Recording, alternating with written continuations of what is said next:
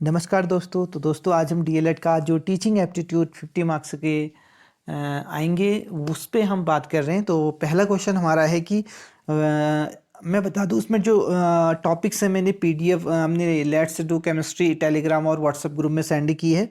तो उसमें समावेशी शिक्षा भी है यानी इंक्लूसिव एजुकेशन। तो उसका ही पहला क्वेश्चन है हमारे पास, विद्यालय में समावेशी वातावरण का जो सृजन है वो किया जा सकता है। तो इंक्लूसिव जो एनवायरनमेंट है स्कूल में कैसे बनाया जा सकता है उस पे क्वेश्चन है। तो हमारे पास चार ऑप्शन है, सभी विद्यार्थियों की पूर्ण प्रतिभागिता सुनिश्चित करके, या दृश्य सामग्री का अधिकतम उपयोग करके, या पाठ्य पुस्तक की सीखने के मुख्य स्रोत के रूप में प्रयोग करके, या विशेष आवश्यकता वाले बच्चों को बिल्कुल सेपरेट करके। तो दोस्तों जो इंक्लूसिव एजुकेशन है ना वो है कि सभी बच्चे एक ही एनवायरनमेंट में पढ़े, चाहे वो गिफ्टेड पर्सन हो, गिफ्टेड चाइल्ड हो, या वो थोड़ा सा वीक हो या प्रॉब्लमेटिक बच्चा हो, कैसा भी बच्चा हो, सब एक ही एनवायरनमेंट में पढ़ें। तो इसी को इंक्लूसिव एजुकेशन कहा गया है। तो दोस्तों अगर हम डेफिनेशन पता होगी हमें तो पहला ऑप्शन हमारे सीधे सही हो जाएगा। ठीक है, तो ऑप्शन ए इसका राइट आंसर है। ठीक है, चलते हैं हमारे दूसरे क्वेश्चन में। और दूसरा क्वेश्चन है हमारे पास, आप अपनी कक्षा में जो क्रिएटिविटी है यानी जो क्रिएटिव स्टूडेंट हैं उनको कैसे पहचानेंगे। ठीक है, क्रिएटिव चाइल्ड को कैसे पहचानेंगे अपनी क्लास में।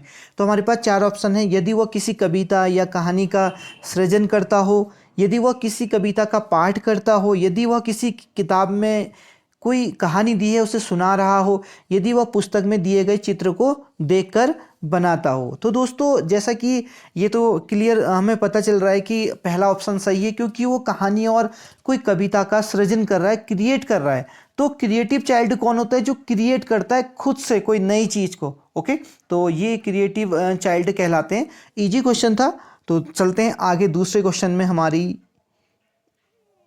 हमारा दूसरा क्वेश्चन दिख रहा है 150 नंबर का क्वेश्चन है। तो ये है हमारा स्टेटमेंट पहला और स्टेटमेंट सेकंड, दो स्टेटमेंट दिए हैं और हमें पता करना है कि दोनों स्टेटमेंट से कौन सा स्टेटमेंट सही है कि गलत है। ओके, तो पहला स्टेटमेंट हम पढ़ते हैं, किसी विद्यार्थी के सीखने को प्रभावित करने वाले बहुत से कारक हैं। ओके, ऑब्वियसली बहुत सारे फैक्टर्स होते हैं जो हमारी जो बच्चे के लर्निंग जो प्रोसेस होती है उसको इफेक्ट डालते हैं।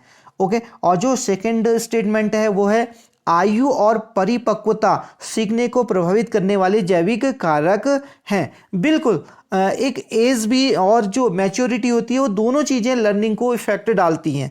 ये दोनों बातें बिल्कुल सही लग रही हैं हमको। ओके, तो एक बार देख लेते हैं हमारे पास ऑप्शन क्या क्या है। दोनों कथन असत्य हैं, ऐसा तो बिल्कुल भी नहीं है। ओके, क्योंकि हमें पता है कि जब भी विद्यार्थी कोई नई चीज़ सीखता है तो उसमें ऐसे भी फैक्टर होते हैं जो उसको प्रभावित करते हैं, यानी सीखने की प्रोसेस को इन्हेंस भी कर सकते हैं और डिग्रेड भी किए जा सकते हैं। तो कुछ कारक होते हैं, तो जिन कारकों को हम हैंडल करके उस स्टूडेंट की लर्निंग प्रोसेस को इन्हेंस किया जा सकता है। ओके, तो और कथन जो बी है वो कथन ए सत्य है और कथन टू असत्य है। तो कथन टू है वो असत्य तो देखने को मिल नहीं रहा है, क्योंकि ऐसा लिखा है कि आयु और जो परिपक्वता है सीखने को प्रभावित करती है। ऑब्वियसली वो प्रभावित करती है, तो दोनों कथन सत्य हैं। तो सी इसका राइट आंसर हो जाएगा दोस्तों, क्योंकि ये दोनों जो स्टेटमेंट्स हैं वो बिल्कुल राइट हैं। ओके, आगे बढ़ते हैं क्वेश्चन नंबर 154 में। ओके, तो क्वेश्चन 154 है, निम्नलिखित में से कौन सी शिक्षण अधिगम सामग्री यानी टीएलएम टीचिंग लर्निंग मटेरियल या एड्स कह सकते हैं, टीएलए भी बोला जाता है। ओके, पूर्ण दृष्टिबाधित विद्यार्थियों के लिए नहीं है। तो जो भी दृष्टिबाधित है यानी ब्लाइंड पर्सन है, ब्लाइंड चाइल्ड है, उसके लिए कौन सा ये टीएलएम अच्छा नहीं है, हमें ये बताना है। ठीक है दोस्तों, तो हमारे पास चार ऑप्शन है, ऑडियो बुक्स, ब्रेल स्लेट और लार्ज प्रिंट बुक, और लास्ट में क्या है, टेक्सटाइल मैप्स। तो दोस्तों इसमें जो राइट आंसर हो जाएगा वो हो जाएगा हमारा सी यानी लार्ज प्रिंट बुक। ये टोटल ब्लाइंडनेस पर्सन के लिए बिल्कुल भी टीएलएम नहीं है। ओके, आगे बढ़ते हैं। अगला प्रश्न हमारा 155 नंबर का क्वेश्चन है, आज के समय में सबसे महत्वपूर्ण जो कौशल है, स्किल है जिसकी एक शिक्षक को आवश्यकता है। अब टीचर को कौन से स्किल या काबिलियत की आवश्यकता होती है, तो हमें ये बताना है। क्या श्यामपट्ट में लिखना, तो ब्लैक बोर्ड राइटिंग टीचर के लिए बहुत ज़्यादा ज़रूरी है स्किल, या दूसरा ऑडियो टेप का यूज ज़रूरी है क्या टीचर के लिए, और सूचना और संचार प्रौद्योगिकी यानी जो ICT है हमारा, इंफॉर्मेशन कम्युनिकेशन टेक्नोलॉजी, वो बहुत ज़रूरी है। यानी हमें कंप्यूटर चलाना, लैपटॉप चलाना, नोटपैड चलाना, मोबाइल चलाना, स्मार्ट बोर्ड चलाना और ऑनलाइन बहुत सारे चीज़ें करना, ऑनलाइन लर्निंग करना, कि टीचर के लिए ज़रूरी है, या लास्ट में लेक्चर देना। तो 155 जो क्वेश्चन है उसमें आपको देखने को मिल रहा है कि सी इसका राइट आंसर। देखो श्यामपट्ट में आपको लिखना भले ही नहीं आए, ओके, आपकी राइटिंग श्यामपट्ट में बहुत बुरी भी हो तो भी चलेगा, ठीक है। ऑडियो टेप चलाना आपको आए या नहीं आए, ओके, तो भी चलेगा। आपको लेक्चर देना सही से आ रहा है कि नहीं आ रहा है, ये भी चलता है, ओके। लेकिन अगर आजकल आप ICT में पीछे हैं, यानी कंप्यूटर के यूज़ में, ऑनलाइन इतनी आप सारे काम जो हो गए हैं ना टीचर्स के लिए, वो ऑनलाइन हो गए हैं, और अगर आप इसमें पीछे हैं तो हो सकता है कि आप एक अच्छे टीचर नहीं कहलाएंगे। तो एक टीचर के लिए ICT का यूज करना बहुत बड़ा एक स्किल माना जाता है इस टाइम में, ओके, यस। आगे बढ़ते हैं। अगला क्वेश्चन हमारा 156 नंबर का क्वेश्चन है कि निम्नलिखित में से सृजनवादी कक्षा कक्ष में, यानी जो क्लासरूम है वो सृजनवादी है, कौन सी गतिविधियों को प्रोत्साहित किया जाता है। तो एक सृजनवादी कक्षा कक्ष है, क्लासरूम है जो सृजन क्रिएटिव क्लासरूम है, उसमें कौन कौन सी एक्टिविटीज को इन्हेंस या इनकरेज किया जाता है, इस बात पे हमें आंसर देना है। तो हमारे पास 4 ऑप्शन है: प्रयोग, शोध प्रोजेक्ट यानी रिसर्च प्रोजेक्ट, कक्षा कक्ष चर्चा यानी क्लासरूम डिस्कशन, और यानी ऑल ऑफ द अबव, ये सभी सही हैं। तो दोस्तों पहला प्रयोग यानी प्रयोग करना, बिल्कुल एक जो क्रिएटिव क्लासरूम है ना उसके लिए बहुत ज़रूरी है। और दूसरा रिसर्च प्रोजेक्ट, किसी चीज़ के कोई टॉपिक के बाबत रिसर्च करना, ये भी बहुत ज़रूरी है अगर कोई क्लासरूम सृजनवादी है या क्रिएटिव है, ओके। और लास्ट में है क्लासरूम डिस्कशन। क्लासरूम में डिस्कशन होना यानी सभी बच्चों के आइडियाज़ हैं उनको ब्रेन स्टॉर्म करके एक नया आइडिया लाना, यानी डाइवर्जेंट करके एक नई आइडिया लाना, ये भी बहुत ज़रूरी है किसी क्रिएटिव क्लासरूम के लिए, तभी जाके लर्निंग थोड़ी क्या होती है, अच्छी होती है, ओके, यस। तो दोस्तों इस प्रकार इसका जो राइट आंसर हो जाएगा वो हो जाएगा डी, ओके। आगे बढ़ते हैं। अगला प्रश्न हमारे सामने है 157 नंबर का, ओके। तो क्वेश्चन है कौन सा सही प्रकार से सुमेलित है। तो सहयोग, विद्यार्थी व्यक्तिगत रूप से कार्य करते हैं, तो अवलोकन, पशुओं को व्यवहार को नोट करते हैं, या समस्या समाधान प्रश्न उत्तर को कॉपी करना होता है, या सृजनवादी शिक्षण केंद्रित होता है। तो ये 4 हमारे पास ऑप्शन है, क्या है कौन सा सही है। सबसे पहले हम डी में आते हैं, ठीक है। तो डी वाला दिख रहा है आपको, डी में लिखा है कि एक जो सृजनवादी है क्या वो टीचर शिक्षक केंद्रित होगा। अगर कोई क्लासरूम सोचो कि सृजनवादी है तो वो जो क्लासरूम होगा शिक्षक केंद्रित होगा या बाल केंद्रित होगा, ऑब्वियसली वो चाइल्ड सेंटर्ड होगा, ओके। कौन सा होगा, चाइल्ड। तो ये ऑप्शन गलत है।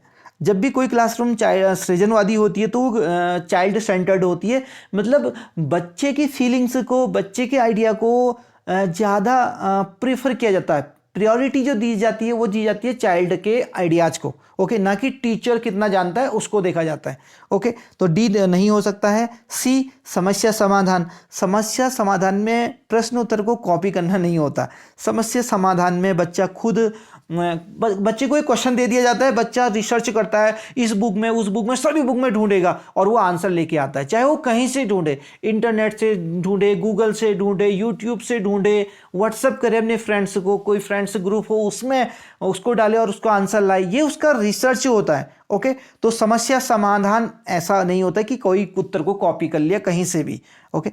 तो और बी वाला है अवलोकन यानी ऑब्जर्वेशन, पशुओं के व्यवहार को नोट करना, making notes on behaviour of animal. बिल्कुल, ऑब्जर्वेशन क्या मतलब होता है कि आप जिस पे भी जो भी स्पेसिमेन है आपका, जो भी नमूना है, जो भी सिस्टम है आपका जिस पे आप एक्सपेरिमेंट कर रहे हैं, उसकी एक्टिविटीज को क्या करना, ऑब्जर्व करना। तो बी वाला इसका राइट आंसर हो जाएगा दोस्तों। ओके, आगे बढ़ते हैं 158 नंबर के क्वेश्चन में। क्वेश्चन है कि बच्चों के संज्ञानात्मक विकास के लिए आप विद्यालय में किस प्रकार की गतिविधि कराएंगे। तो संज्ञानात्मक विकास करना है बच्चों का। ओके, तो कॉग्निटिव डेवलपमेंट के लिए आप कैसी एक्टिविटी कराएंगे ताकि उनका कॉग्निटिव जो डेवलपमेंट है वो हो सके, बहुत अच्छा डेवलपमेंट हो सके। तो हमारे पास ऑप्शन है, उसे ऐसी गतिविधियां करने के लिए देंगे जिसमें उसका चिंतन कौशल विकसित हो।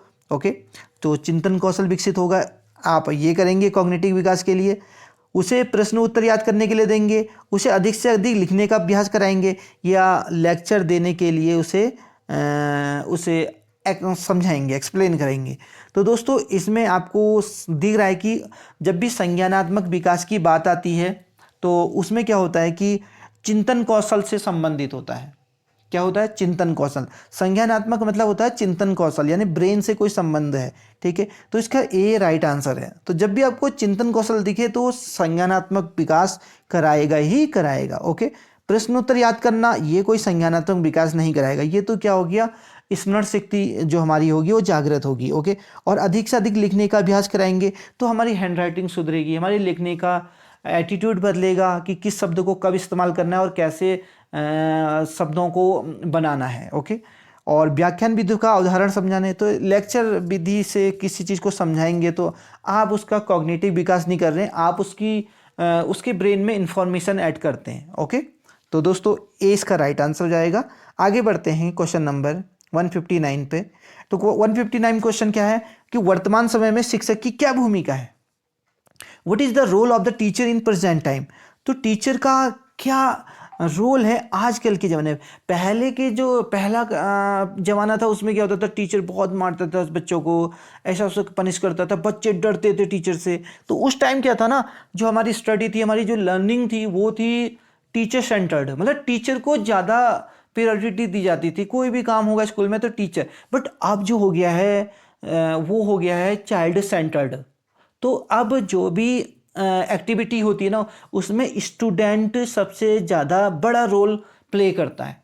ओके, यानी स्टूडेंट्स के इंफॉर्मेशन, उसकी आइडियाज़ को हम क्या करेंगे, ज़्यादा तवज्जो देते हैं, ना कि टीचर्स के। ओके, जैसा कि अगर चाहे उसको कम आ रहा है तो हम क्या करेंगे, उसको समझाएंगे कि इस तरीके से पढ़ा जा सकता है। ओके, तो ये नहीं कि उसको मारना है, ऐसा कुछ नहीं करना है। ओके, तो प्रेजेंट टाइम में टीचर की क्या क्या भूमिका है ये हमको फोकस करना है। ठीक है, तो पहला क्वेश्चन ऑप्शन हमारे पास क्या है कि एक सुगमकर्ता की है भूमिका, या समाज सेवी की, या वक्ता की यानी स्पीकर लेक्चरर, या इनमें से कोई भी नहीं। तो दोस्तों इसका जो राइट आंसर हो जाएगा वो हो जाएगा हमारा ए, यानी सुगमकर्ता की जो भूमिका है आजकल एक शिक्षक के। यानी बच्चा खुद, आपको बच्चे को टारगेट देना है या बच्चे को राह दिखानी है, आपको फैसिलिटीज देनी है। आप सिर्फ फैसिलिटेटर है। ओके, ये आप फैसिलिटी देंगे, जैसे कि लाइक एक प्लांट उग रहा है। ओके, आप क्या करेंगे, उसमें खाद डालेंगे, उसमें पानी डालेंगे, उसमें यूरिया डालेंगे।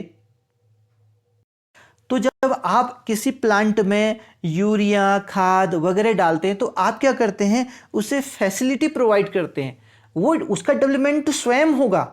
ओके, आप उसके चारों ओर एक ऐसा एनवायरनमेंट क्रिएट करें, एक ऐसी फैसिलिटी दें ताकि वो उसका अंतर मतलब इनर साइड से डेवलपमेंट हो। जैसे विवेकानंद कहते थे ना कि बच्चे में नॉलेज ऑलरेडी है, बस आपको उसको क्या करना है, उसको जैसे फूल खिलता है ना वैसे ही खिलाना है। अभी जो बच्चा है वो खिला हुआ फूल नहीं है। ओके, समझ में आ रहा है ना। यस, आपको फैसिलिटी देनी है। तो आप इस प्रेजेंट टाइम में आप एक क्या है, एक टीचर क्या है, फैसिलिटेटर है। ओके, क्या है, फैसिलिटेटर है। तो आप एक सुगम करता है, सिर्फ सुगमता प्रदान करेंगे एक स्टूडेंट को, ना कि उसको पनिश करेंगे, मारेंगे, डांटेंगे हैं हर समय कि क्या कर दिया, और नेगेटिविटी फैलाएंगे कि तुमसे नहीं हो पाएगा, तुम ऐसे ही हो, तुम हमेशा होमवर्क नहीं करते। अगर बच्चे ने कोई मिस्टेक कर दी तो कोई बात नहीं, उसको सुधारने का तुम्हें प्रयास करना है, बिकॉज आप बड़े हो उनसे। टीचर, आप बड़े हो एक बच्चे से, तो आपको ज़्यादा फीलिंग उनकी समझनी है, उनको आपको नहीं समझना है, आपको बच्चे को ज़्यादा समझना होता है। ओके, बिकॉज आप बड़े हो। तो दोस्तों इस प्रकार इसका जो राइट आंसर हो जाएगा पहला हो जाएगा। आगे बढ़ते हैं 160 नंबर के क्वेश्चन पे। तो 160 नंबर का क्वेश्चन है, यदि आपकी कक्षा में कोई विशेष आवश्यकता वाला बच्चा है, यानी स्पेशल चाइल्ड है कोई। स्पेशल चाइल्ड क्या होते हैं फिर मैं बता दूं, स्पेशल चाइल्ड होते हैं, एक नॉर्मल बच्चा होता है और एक होता है एबनॉर्मल, मतलब एक तो गिफ्टेड चाइल्ड होते हैं, मतलब वो बहुत ज़्यादा उनको नॉलेज होती है। ओके, वो कक्षा 5 में पढ़ रहे होंगे ना, तो कक्षा 5 से मतलब 6, 7, 8 की चीज़ों को जानने लग जाते हैं, ये होते हैं गिफ्टेड पर्सन। और एक होते हैं कुछ वीक पर्सन होते हैं, जो क्या होते हैं क्लास 5th में पढ़ रहे होंगे बट उनको लिखना नहीं आएगा, मतलब वो क्लास 1-2 की एक्टिविटी करते हैं क्लास 5th में भी, तो इनको स्पेशल चाइल्ड बोला जाता है। जो उस क्लास में रह के भी उस क्लास की तरह एक्टिव नहीं है, वो क्या कर रहे हैं, या तो उससे बहुत आगे एक्टिव है या उससे नीचे एक्टिव है, तो ऐसे इन स्टूडेंट को स्पेशल स्टूडेंट कहते हैं। अब जो स्पेशल स्टूडेंट है, अब क्वेश्चन क्या पूछा जा रहा है कि आपकी क्लास है, ओके, बहुत सारे बच्चे बैठे हैं और उनमें कुछ स्पेशल चाइल्ड भी हैं, यानी जैसे कि जब मैं पढ़ाता हूँ तो हमारी क्लास में भी होते हैं, कुछ बच्चों को लिखना ही नहीं आता, कुछ बच्चे समझ ही नहीं पाते हैं कि क्या चल रहा है करके, है ना। उस क्लास जो 11th में है तो 11th जैसी एक्टिविटी नहीं करेंगे, या तो वो बहुत आगे करेंगे, भाई BSc मतलब IIT की सोचेंगे, बड़ी बड़ी चीज़ें सोचेंगे। ओके, तो इनको बोलते हैं स्पेशल चाइल्ड। ओके, तो स्पेशल चाइल्ड में अब क्या करेंगे, अब आप क्या करेंगे, आप ऑप्शन है हमारे पास, उसकी ओर ध्यान नहीं देंगे, उसको बिल्कुल इग्नोर करना है, ऐसा होगा, बिल्कुल गलत है। उस पर अतिरिक्त ध्यान देंगे क्या, उसको ज़्यादा अटेंशन देंगे, एक्स्ट्रा अटेंशन देना है क्या।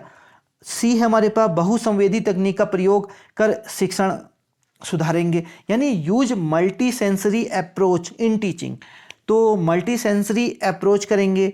या लास्ट में है हमारा ऑप्शन डी, बी और सी दोनों।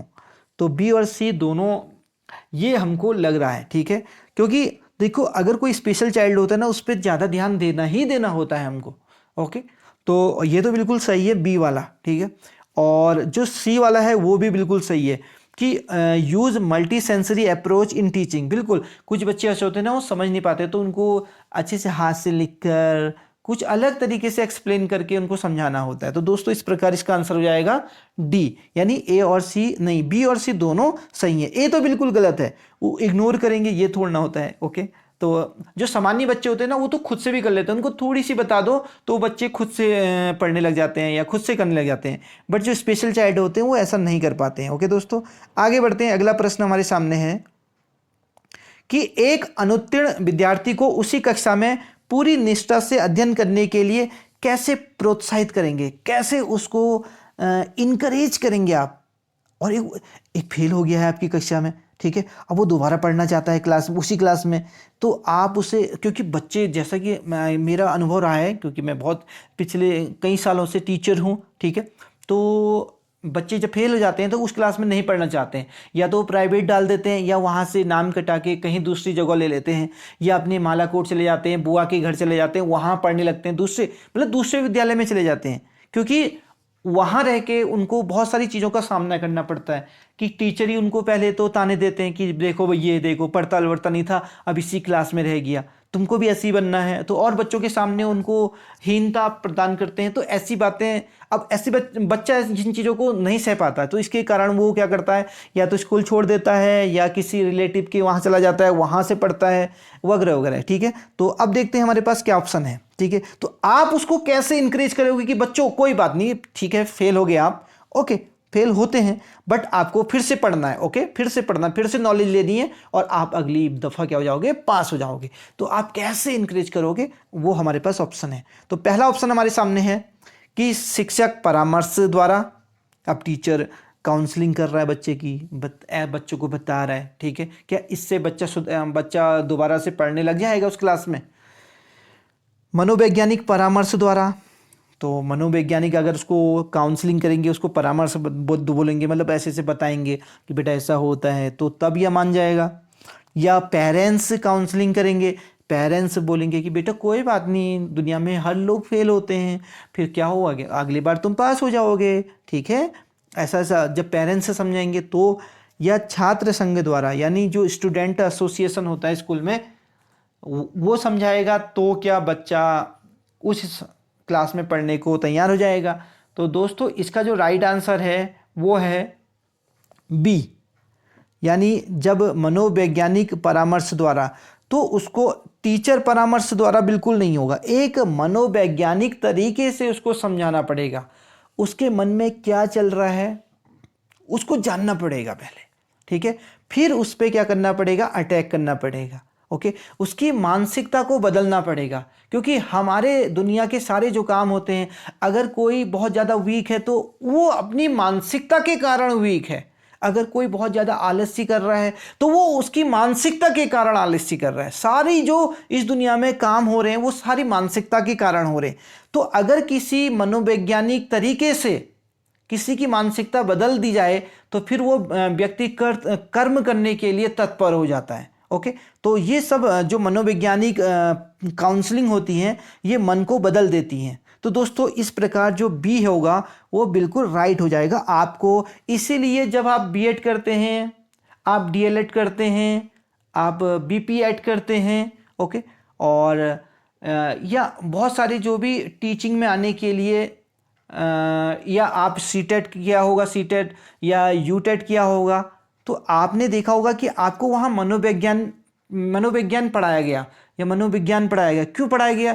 इसीलिए क्योंकि बच्चों के मनोविज्ञान को आप जान सकें, उनकी मानसिकता को जान सकें। आजकल जो मनोविज्ञान का मतलब होता है, पहले शुरुआत में मनोविज्ञान का क्या मतलब था? वो था आत्मा का विज्ञान। अभी जो फिलहाल है वो है मन का जो विज्ञान है, यानी विचारों का विज्ञान है। जो हमारे मन में विचार हैं उनका जो विज्ञान है उसे मनोविज्ञान कहा जाता है। तो आप अगर किसी के विचारों को बदल सकते हैं तो वो फिर से अपनी क्लास में पढ़ने के लिए तत्पर हो जाएगा।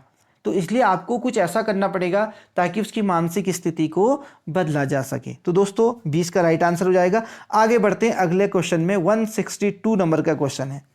तो एक शिक्षक होने के नाते आप विद्यार्थी में अनुशासन का गुण कैसे विकसित करेंगे? तो कैसे आप डिसिप्लिन लाएंगे बच्चे में? वैसे मैं इसका आंसर दूं तो चलो पहले ऑप्शन देख लेते हैं फिर हम बात करेंगे, ठीक है।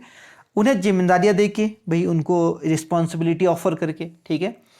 बी वाला क्या है? उन्हें आचरण के नियमों की जानकारी देकर, by giving them knowledge about rules of the conduct, या उन्हें विद्यालय से निकाल कर ये राइट नहीं हो सकता, ठीक है। उन्हें विद्यालय से निकाल कर तो बिल्कुल भी राइट नहीं होगा। ओके, तो आगे बढ़ते हैं। उनमें नियमों का पालन करवा कर, by making them follow the rules, तो ज़बरदस्ती फॉलो करवा के रूल, ये भी सही नहीं लग रहा। डी और सी तो बिल्कुल इग्नोर मारो इनको, ठीक है। ये तो मैं पहले से ही इनको हटा देता हूँ, इन दोनों ऑप्शन को गलत। अब बात करते हैं आप बच्चे में कैसी डिसिप्लिन लाएंगे। आप छोड़िए बच्चे की बात, आप अपने में डिसिप्लिन कैसे लाते हैं? और पता है डिसिप्लिन मतलब क्या होता है? डिसिप्लिन मतलब होता है कि आप अपना जो डे है, अपना दिन है, उसको किस तरीके से जी रहे हैं, एक ऑर्डर वाइज। अगर किसी की जीवन में डिसिप्लिन नहीं होता ना, तो उसकी जो एक्टिविटीज़ होती हैं लाइफ में वो एक ऑर्डर में नहीं होती हैं, वो डिसऑर्डर होती हैं। ओके, बस इतना ही है डिसिप्लिन, और कुछ नहीं होता। डिसिप्लिन मतलब ये नहीं होता कि आप किसी पे प्रेशर करें या आप पे कोई प्रेशर डाले, ये डिसिप्लिन है? बिल्कुल भी नहीं। डिसिप्लिन होता है कि आप कोई भी काम कर रहे हैं वो एक ऑर्डर में होगा, डिसऑर्डर नहीं हो रहा है। ओके, अगर कोई काम डिसऑर्डर में हो रहा है तो फिर वो इनडिसिप्लिन हो जाता है। कीप इन माइंड, ठीक है। तो अब देखो पहला वाला क्या है? उन्हें रिस्पॉन्सिबिलिटी ऑफर करके, बिल्कुल भी नहीं। क्या ये होगा? मे बी हो सकता है। दूसरा वाला ऑप्शन क्या था? उन्हें आचरण के नियमों की जानकारी देकर, तो by giving them knowledge about the rules of conduct, तो जो रूल है उनके रूल को नॉलेज देके, ये भी सही नहीं लग रहा है, ठीक है। तो इसका जो राइट आंसर हो जाएगा दोस्तों वो हो जाएगा ए। ओके, उन्हें जिम्मेदारियां देकर, अगर आप उन्हें जिम्मेदारियां देंगे तो उनके मन में रहेगा कि मुझे ये क्वेश्चन, ये करना है, ये काम करना है, तो वो फिर उस काम को क्या करेंगे? ऑर्डर में करेंगे। क्योंकि हमारे पास अगर कोई भी काम ऑर्डर में नहीं होते ना, तो हमारा दिन पूरा वेस्ट चला जाता है। इसलिए तभी हम लोग क्या करते हैं, टू डू लिस्ट बनाते हैं, या जो नोट्स होते हैं, हमारे मोबाइल में नोट्स होता है, उसमें लिख लेते हैं कि हमको ये करना है, ये करना है, उसके बाद ये करना है। ये जो ऑर्डर है, तो डिसिप्लिन मतलब क्या होता है? हमारा रूटीन क्या है? ऑर्डर में है। ओके दोस्तों, आगे बढ़ते हैं अगला प्रश्न हमारा क्वेश्चन नंबर 163 है। बहुत इजी क्वेश्चन है। विद्यार्थी सबसे अच्छा सीखते हैं, the students learn best by. तो किससे स्टूडेंट्स बहुत अच्छा सीखते हैं? तो किससे सीखते हैं? पहला हमारे पास ऑप्शन है सुनकर, पढ़कर, करके या देखकर। तो कौन सा ऑप्शन सही होगा? तो दोस्तों ऑप्शन क्या थे हमारे पास, फिर से देख लेते हैं, सुनकर, पढ़कर, करके या देखकर। तो दोस्तों सुनकर कोई स्टूडेंट अच्छे से सीख सकता है क्या? रीडिंग करके या डूइंग या सीइंग? तो दोस्तों करके यानी डूइंग करके, जैसे लर्निंग बाय डूइंग है ना, एक कॉन्सेप्ट है लर्निंग बाय डूइंग का। तो एनसीएफ ने ये दिया है लर्निंग बाय डूइंग। किसने दिया है? एनसीएफ। कीप इन माइंड, इसको याद रखना है, एनसीएफ ने ये दिया है लर्निंग बाय डूइंग, करके सीखो। तो करके सीखने से क्या होता है, ज़्यादा हमें आते हैं। ओके, इसे हैंड ऑन एक्सपीरियंस भी कहते हैं, हैंड ऑन एक्सपीरियंस। ठीक है, तो इसका राइट आंसर सी हो जाएगा। दोस्तों आगे बढ़ते हैं। ओके, यदि शिक्षक छात्रों के सृजनात्मक चिंतन को बढ़ाना चाहता है, क्रिएटिव थिंकिंग को, तो उसे अधिक ध्यान केंद्रित करना पड़ेगा। किस पे? कन्वर्जेंट थिंकिंग पे या डाइवर्जेंट, या दोनों पे, या कोई भी नहीं। तो दोस्तों अगर कोई क्रिएटिव होना चाहता है तो उसको डाइवर्जेंट थिंकिंग पे ज़्यादा ध्यान देना पड़ता है। दोस्तों किस पे? Divergent thinking. डाइवर्जेंट थिंकिंग क्या होती है ना, वो जैसे ब्रेन स्टॉर्मिंग जो मेथड होती है ना, ब्रेन स्टॉर्मिंग, तो ब्रेन स्टॉर्मिंग डाइवर्जेंट थिंकिंग के लिए ही जानी जाती है। ओके, तो डाइवर्जेंट थिंकिंग में क्या होता है ना, जो एक लकीर का फकीर है, जैसे किसी चीज का आंसर यही होगा, बिल्कुल भी नहीं। डाइवर्जेंट थिंकिंग में क्या होता है कि एक क्वेश्चन का आंसर अनेक हो सकते हैं और बच्चा नया नया डेवलप कर सकता है उसका आंसर। तो इसको बोलते हैं डाइवर्जेंट थिंकिंग। तो इसका राइट आंसर हो जाएगा, अगर आपको किसी को क्रिएटिव बनाना है तो आपको आपकी जो थिंकिंग होनी चाहिए कैसी होनी चाहिए? Divergent thinking. क्वेश्चन अगला, तो दोस्तों इस सेशन का ये लास्ट क्वेश्चन है। ओके, वीडियो अगर आपने अभी तक लाइक नहीं की है तो प्लीज लाइक कर दीजिए, और अगर आप बिल्कुल नए हैं हमारे चैनल पे तो प्लीज सब्सक्राइब भी कर दीजिएगा। और अपने दोस्तों में जो भी डीएलएड की तैयारी कर रहे हैं या टीचिंग एप्टीट्यूड पढ़ रहे हैं, टीचिंग एप्टीट्यूड बहुत सारी चीजों में आता है। ओके, चाहे वो लेक्चरर में हो, एलटी में हो, चाहे वो प्राइमरी टीचर्स के लिए हो, अनेक टीचर्स के लिए जो भी भर्तियां आती हैं उनमें टीचिंग एप्टीट्यूड जरूर आता है। तो दोस्तों जहां पर भी आप हैं, जो भी तैयारी कर रहे हैं, तो प्लीज़ आप इस वीडियो को अपने दोस्तों में ज़रूर शेयर कीजिएगा ताकि उनका भी भला हो सके, क्योंकि आप उनका भला करेंगे तो आपका भला स्वतः हो जाता है। ओके, तो क्वेश्चन लास्ट है इस सेशन का, प्रारंभिक अवस्था में बच्चों की भाषा का विकास करने के लिए शिक्षक को भाषा सीखने के लिए किस सिद्धांतों को अपनाना चाहिए? तो बच्चों को आप जब इसने प्रारंभिक अवस्था में बच्चों की बात करी है तो छोटे बच्चे की, मतलब 5th तक की बात कर रहा है। ठीक है, तो आप उनको एक भाषा सिखाने वाले हैं, तो आप क्या क्या करेंगे? आप एसोसिएशन करेंगे, इमिटेशन करेंगे, अनुकरण, या रेनफोर्समेंट, ऑल ऑफ दीज। तो दोस्तों इसका जो राइट आंसर हो जाएगा ऑल ऑफ दीज हो जाएगा। आप देखो एसोसिएट भी करेंगे। एसोसिएशन का मतलब क्या होता है ना, मैं बताता हूं। जैसे आप बच्चे से एप्पल कहोगे, अब छोटा बच्चा है ना, ए फॉर एप्पल कहते हैं, तो हम क्या करेंगे, एक एप्पल भी उसको दिखाएंगे। ठीक है, ये एसोसिएशन होता है कि आपने रियल लाइफ के जो चीजें हैं उनको शब्दों से एसोसिएट कर लिया। अब बच्चों से ए फॉर एप्पल कहो तो समझ जाएगा वो एप्पल। वो अगर घर में कहीं पर एप्पल रखा होगा ना तो ये उठा के लाएगा और कहेगा सर ये एप्पल है, या मम्मा ये एप्पल है, ऐसे करके। तो जिसको बोलते हैं एसोसिएशन।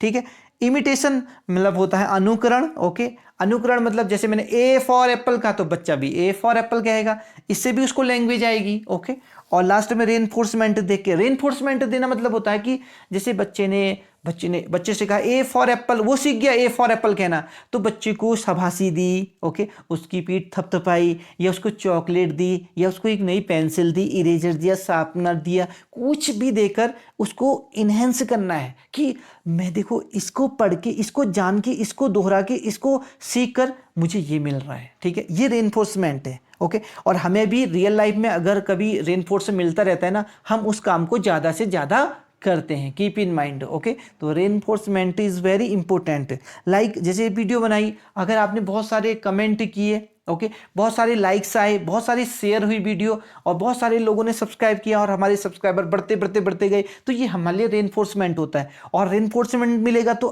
अभी कल ही हमारी एक नई वीडियो आएगी जो बहुत इंपॉर्टेंट होगी। ओके, और आपका डीएलएड जल्दी ही निकल जाएगा। ओके, जो होने वाला है नवंबर में। तो दोस्तों हमारी वीडियो कैसी लगी कमेंट करना बिल्कुल मत भूलिएगा। ओके, और अपने दोस्तों में शेयर कर दीजिएगा।